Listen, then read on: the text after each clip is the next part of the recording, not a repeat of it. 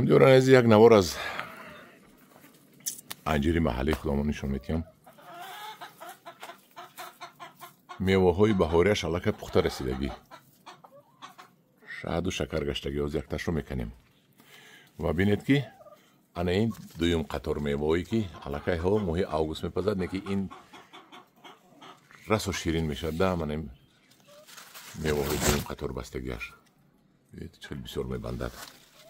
ببینید چخیل دویم قطار بستگی.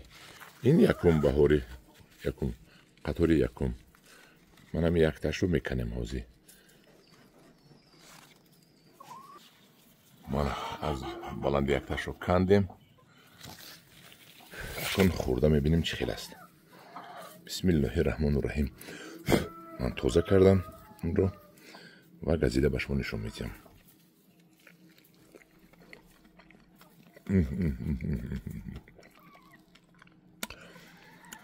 این اصلا بینید، این شکر و شهد بینید. شما این رو در خانه‌تون پرورش کنید و بعد با لذت انجیر در بالای درخت پختگی رو کنده خورید، لذت میبرید. همین دوران عزیز من این خیل انجیر ها هست، ممکنی حالش رو یابیم یک دو سه. بهترین انجیر است. این سال ما یک دو سه مرتبه دارو زدیم. برگوش بینید چه خیلی برگوش.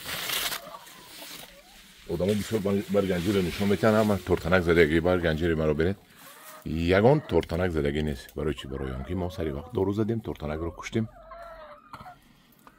میز کردیم، نموندیم آمدن. هم دیاران عزیز در پناه خدا باشید. از این انجیرهای بهترین انجیر کنید در خانه تان